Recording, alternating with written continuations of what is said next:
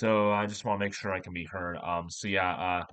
Apparently there was some kind of internet issue uh that caused me that, and I actually didn't realize it until after like the stream was completely over. So the good news is the internet, my internet it should be good to go, at least good enough to be able to officially complete this top five list. So may not be the best quality right now, but at least I'll still be able to get it done. So, but meanwhile as I was saying regarding top three, I was just saying, I mean, we have like the OG games like Resident Evil, God of War, obviously Spider-Man. Those games, when it comes to single player games, yeah, sure, they're going to be they may be massively successful, higher chance because as a single player game um, because they like are like really well-known franchises. But I was just saying that Ghost of Tsushima was practically not known. Nobody knew about this game.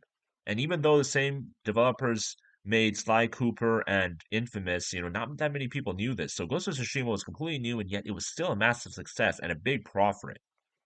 And there's obviously going to be a sequel soon. But another thing I wanted to address though was that, and this part is more understandable, but that being said, I still miss, frequent releases of, single player games and sequels. Um, the big thing though is that the single player games nowadays, like video games in general, they cost a lot of money. The budget is a lot higher. The standards are much higher. So consequently, it takes a lot more work to create a video game nowadays compared to it takes a lot more work compared to obviously the 2000s. A game, if it want to be made public, or considered a big game, nowadays it takes a lot more work. I mean, think about this. Mortal Kombat 1, if it got released today, was a lot of work. Compare that to a game like Mortal Kombat, 1992. I actually heard that there were only like four main developers for that game. Yeah, obviously, because of budget and the amount of work required to complete games, that's also affecting how frequent single player games are. Because even a game like Ghost of Tsushima, it's already been what? It's heading to 4 years since it's half now, soon going to be 4 years since it's been released, and we're still not getting any sign of a sequel. To be fair, we did get a DLC, an Iki Island DLC, which was really great about like maybe a year ago. So it's essentially 3 years. But the point is that it's still going to be quite a while because the sequel has not even officially been announced yet. There's a lot of speculation, and I personally believe that there will definitely be a sequel to Ghost of Tsushima, considering how successful it was. I mean, that's really no need for speculation. It obviously is going to happen, but it's still going to be quite a while because we haven't even gotten an announcement yet. So as I said, I'm that part is more understandable. Video games being a lot more high budget, I understand that part much more than and to a degree, I understand microtransactions. The point is that I really do miss the how frequent single player games are. And I was saying, nowadays developers are actually, are it's like stuff. It's like every 2 years. It's they've been really successful. And that's just one example.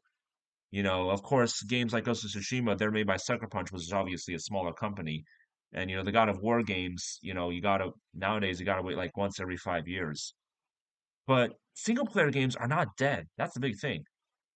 They're in a massive successful single player game. It's not the point is that it's not impossible. It may be challenging, but not impossible. So yeah, as I said, I do miss how frequent single player games are. Number two, what I miss is video games, video games having more creativity. So this is something I really miss about like video games. And first I'm going to talk about the story. Like if you look at a game like Fallout 3, Fallout New Vegas, they had really, really creative and great story modes. It was like really original. The stuff you could do in the game was so creative and all that. They had really creative DLCs. Like look at Fallout 3. They had Operation Anchorage, which made it much more like a campaign first person shooter instead of an RPG. That was like so creative. Then you have um then you have the pit, and then you have like an alien mode. You have like Point Lookout, which is a swampy area. And then you have in Fallout New Vegas, you have like a survival horror mode. In RPG, they actually make it a survival horror game in one of the DLCs. And then there's also like a science fiction area. The point is that there's just so much creativity and great dialogue they have.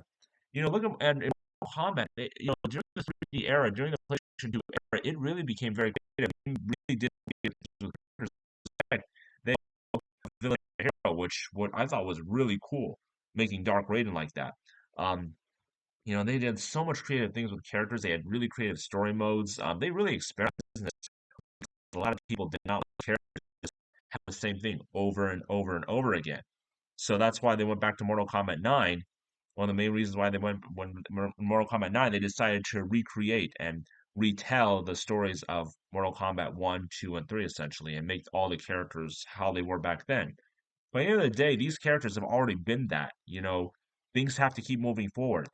Stories have to move on. If you just keep recycling the same kind of story or essentially the same things over and over and over again, to me, it becomes stale.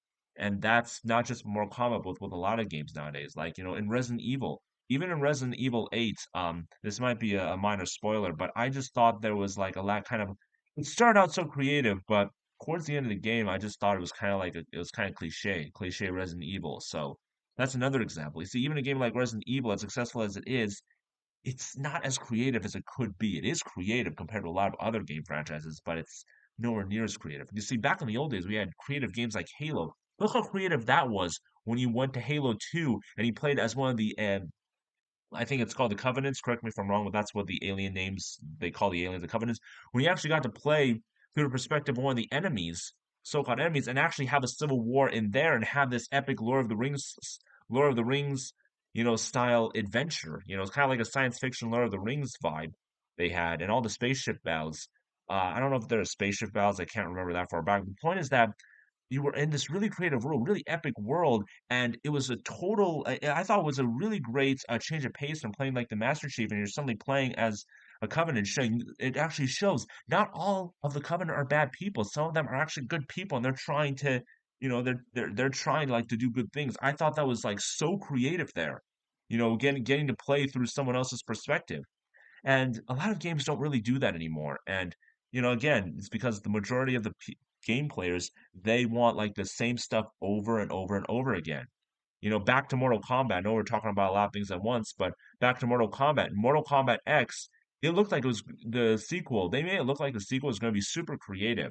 But then they went back to the OG stuff, like Mortal Kombat 11. They made all the OG characters just the same old OG characters. Mortal Kombat 1 was more creative, but again, that wasn't until, just a few months ago.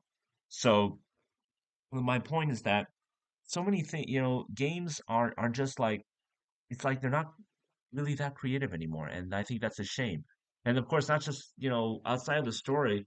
Back in the old Tekken games, we had like Tekken Beach Ball mode, which was really fun. We had like the Tekken Force mode, which was so creative. Like use having the fighting game mechanics in Tekken 4, using the fighting game mechanics, and then beating up like a bunch of characters, kind of like an adventure game, a beat 'em up game, which I thought was really cool. And then and they had like some other mini games too. As I said, Mortal Kombat had those many games too, like a chess combat, puzzle combat, and all that. Again, that kind of creativity isn't doesn't really exist right now. It's like it's kind of like you know it's kind of few and far between, which is a real shame in modern games. And I understand because not everybody is interested in those kind of creative modes. There's a chance they won't really pay attention to it. And as a result, developers, especially with games much more expensive nowadays, developers got to spend their time wisely. So I perfectly understand why it's missing nowadays. It's just something I personally miss. So I think I've talked enough about that. Moving on to Mortal Kombat. I'm sorry, what? All right, rephrase that. Moving on to number one. Okay, now Mortal Kombat 1, number one. I was just talking about Mortal. All right. Anyways, as I was saying, so a lot of people have talked about stuff that I've like shown here, right? But there is one particular thing I haven't really seen many people talk about, and that is early 1990s and early 2000s arcades. So, oops, hold on. So yeah, let me check to make sure this thing is still on. Okay, good. I am still in fact on, so didn't get disconnected this time. So what's really interesting is that a lot of people talk about how great the arcades were back in the 1980s, and I hear a lot of people talk about that, but not that many people talk about how great they really were in the 1990s and the early 2000s. And in my opinion, this is a real shame. There were some really great and creative arcade games. There were like actual interactive arcade games. It was almost like a science museum. Um, One of the particular games I really liked, it was some kind of bowling game where you would actually put your hands on like a fake bowling ball that was kind of like locked into a platform, and you would actually roll it, and then wherever you rolled would actually control what the bowling ball on the arcade does on the screen. And they had like a bunch of maps you could actually roll around like San Francisco or Tokyo, and there were a bunch of bowling pins at the end. So it's kind of like you were putting your bowling ball through a big obstacle before actually knocking down pins. And again, that was so creative. That was such a great game. How often do you hear about a game like that? How often? So, it's a real shame. And also like Star Wars, like, the I really miss the Star Wars original trilogy arcade because, you would actually sit down in a chair, you would pretend to fly a ship around, and you would, shoot down enemies and all that. And then you'd be on ground, you battle the troops on the ground. And, if you're a big Star Wars fan, it was really great. And then there was a couple of times where you would actually have a lightsaber and you would move the joystick around, and wherever you moved it around, the lightsaber would be controlled by that too. And that was so creative. And this isn't really spoiling it. A Star Wars game is going to have Darth Vader, so there's actually a lightsaber duel with Darth Vader where you actually move the joystick where he's swinging the lightsaber, and then if you block it, you actually see the lightsaber clash. I mean, it's so great, it's so creative, and that's another example of what I like. And speaking of Star Wars, before I get back into arcades, I forgot to mention in number two, Battlefront 2, like OG, was also really creative because of the great story mode they had. That was really creative how you got to see a stormtrooper's perspective. So, and the clones' perspective transitioning to stormtroopers. But anyways, back to the arcades. So, that original trilogy arcade was like so great, and of course, that is one of out of many like Star Wars arcade games. And of course, outside of Star Wars, there were so many other great arcade games. Like there was one particular skateboarding game where you would actually step on a fake skateboard, and wherever you would steer the skateboard, the player you were playing as would like go that same direction. And then there was also rail shooters, of course. A lot of people know rail shooters like Time Crisis, House of the Dead. I don't think I really need to explain that. You basically just hold a fake gun, you shoot enemies, but that was so much fun. And then you have and then of course you have the racing games like Hydro Thunder and Arctic Thunder. Arctic Thunder, it would be almost like you're on a jet ski and you would control the jet ski on the snow around. It was so much fun. And of course, Hydro Thunder, you control a boat, pretend you're on a ship and you would like control the boat. That was really great. And sometimes in those games it would actually blast wind at you, so it would really feel like you're engaged in the game, which was like really cool.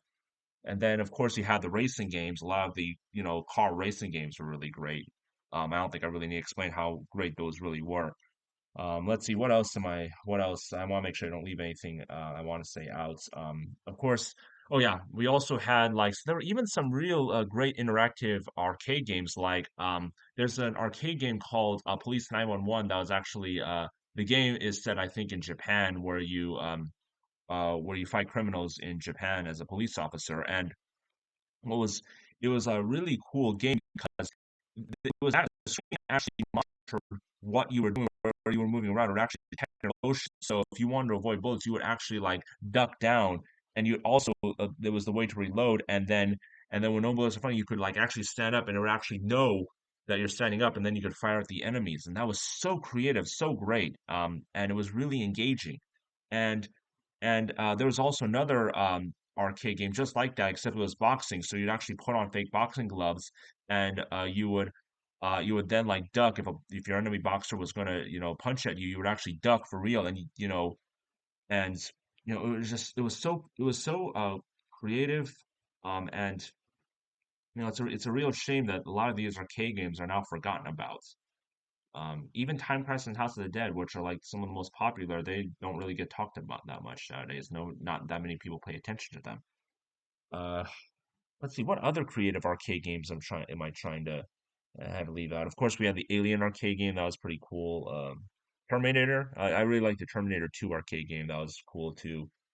Let's see what else. Oh yeah, I forgot to say that there are even like some arcade games. Not that many people know about this, but some of the arcade games in local places would actually they program it would be like their own created arcade games. In fact, in one of the Dave and Buster's location, I remember this very well. There was one particular room where you would go in. It was like you were inside a battleship, and you would actually like sit down and you would actually fire at like enemy ships on the screen, and it would be almost like you were participating like in a World War II sea battle. And I thought that was like really cool and creative. There's another arcade game where you would actually step into a fake batting cage and you would actually grab a fake bat, but then the pitcher on the screen would bat a ball to you, and you would actually swing the fake bat, and the ball would go however you swung the bat, wherever you swung the bat to, and that was like really great. And I trust me, there's so many of these arcade games I can easily explain. In fact, one other particular arcade game I explained, there's one particular samurai zombie game where you actually grab a fake sword and you would swing the sword, and the screen would actually detect where you're swinging the sword. So wherever you cut the whatever direction you swing at, the enemies would get cut in that area. It's kind of like the 1990s version of a Wii, so early 2000s version of the Wii. You know, I mean, there's just so many of these kind of games that not that many people talk about nowadays. A lot of people talk about the OG 1980s arcade games, not that much about the late 90s and the early 2000s. In fact, why does this say early? Sorry, that was a little typo. The late 90s and the early 2000s arcades, in my opinion, a lot of them are true gems, and yet they're practically forgotten about. Um, and what was really great about these particular games is that it was a great way for people to actually who like video games to still be, and socialize with others. It was a great way for that to happen while still games that in America it's not. And you can't really like find any arcades. Most of the video games are now played at home. So a lot of people play video games, they stay at home. But back in those days, could actually like interact. You could actually still play games, but still be still like go out like to an actual place, like go outside of your house and have fun with all these really great and creative and engaging arcade games. And those kind of games I've just been talking about are practically not. And in fact, I think the game Dance Dance Revolution and other games that are like a clone of it, those are like the only kind of games that are still popular in arcades. That's it, and that's a real shame. I like Dance Dance Revolution, but it's literally like the only game. Well, of course, I forgot to mention Guitar Hero. That wasn't really the early 2000s, but of course, we had the Guitar Hero arcade. But back to the main subject is that nowadays arcades are the main purpose of arcades is to like most of the games are majority of the games are really just ticket givers. All they really do is it's like carnival stuff. It's like they give you tickets and you use those tickets to buy stuff that you may buy for half the price at a store. It's like the arcades. Those really great arcade games, it's like they're practically non-existent nowadays, and that's a real shame that they're practically forgotten about. I really hope that one of these days these arcades are going to be brought back, but right now it doesn't look like it's going to be happening anytime soon, if ever. And that's a real shame because I still remember I was a kid. I played all these really great, unique arcade games that were so much fun. And I was like, wow, when I grow up, I can't wait to play much more of these. And of course, that never happened because they're practically gone, and it's a real shame. Um, I really miss these types of arcades. And yes, I perfectly understand. The majority of people go to the arcades, they really just do it for those carnival-like games that give out tickets and all that. They really do it to collect tickets. To be honest, even as a kid, I was never interested in the tickets. I want to play all these really great creative arcade games that's actually really engaging and really fun. And they practically don't exist anymore. I never cared about the tickets as a kid. I never cared about them as a teenager, and I don't care about them as an adult. But again, majority of people play mainly for the tickets. So tickets, to buy, to use as currency to buy the prizes in the arcade. So yeah, as I said, I perfectly understand why arcades are more focused on that because you have to apply, for a business to make a profit, they have to, focus on what the majority of people want. So I perfectly understand that. I'm just saying that I miss those arcades. And I especially miss the fact that not that many people talk about them anymore. A lot of people who miss movies, who miss the old-fashioned movies, by the end of the day, movie theaters still do exist nowadays. In fact, movie theaters are a big thing. You can still easily go to a movie. Arcades are practically gone nowadays, the way they used to be. In fact, even arcades in general, compared to the early 2000s, there aren't really that many arcades out there, actual arcades.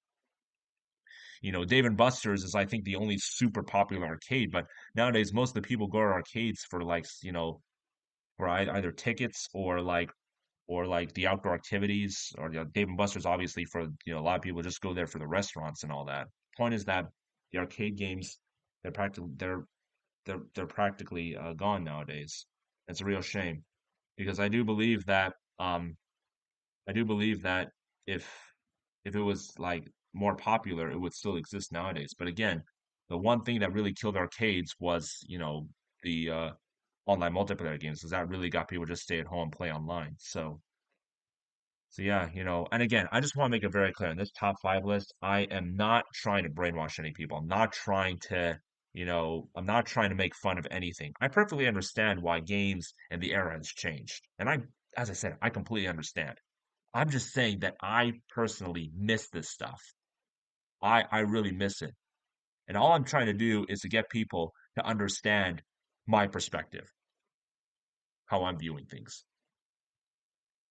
Again, some of you are probably going to disagree with what I say. And again, that's completely okay. It's completely fine. I completely understand if people disagree with me. I always respect what other people believe in. I have complete respect for other people's opinions. We're all entitled to our own opinion, and everyone has different opinions. And all I'm doing here is stating my opinions and what I miss. That's all. So, so yeah, I just want to say, I think I've said what I was going to say, and I just want to say to everybody, thank you for listening. I appreciate it. Um, you know, it's there are like a lot of, in my opinion, there are a lot of great things about modern gaming. There are a lot of great things about modern gaming that's much better than the old school gaming. I didn't create a list for that, but there are a lot of things I like much better. But these are I today I was talking about the things I miss that I think that in my opinion, um, the 1980 like so this is I was just stating a list of of what I think should still exist nowadays in video games. Because in my opinion, what I just stated, old school gaming is better in these ways I've listed than new school gaming. But there are a lot of things though I believe in. I could easily create a top five list, and I might even do this about new school gaming, modern gaming, how that's better in some ways than old school gaming. And I might just create a list about that, a more positive list, because there are a lot of things about modern gaming that I do enjoy much better than the old days. But yeah, I think that's pretty much it. Thank you for listening. Thank you for listening to my opinion, and I just want to say to all of you, it's really good doing a stream like this. I really enjoy talking. So I might do this more stuff like this, these top five lists. If any of you have any ideas, feel free to drop some in the Twitch chat or feel free to directly message me on social media. But yeah, I think that's pretty much it. So I just want to say thank you for your support, everyone. You all have a good one. Bye.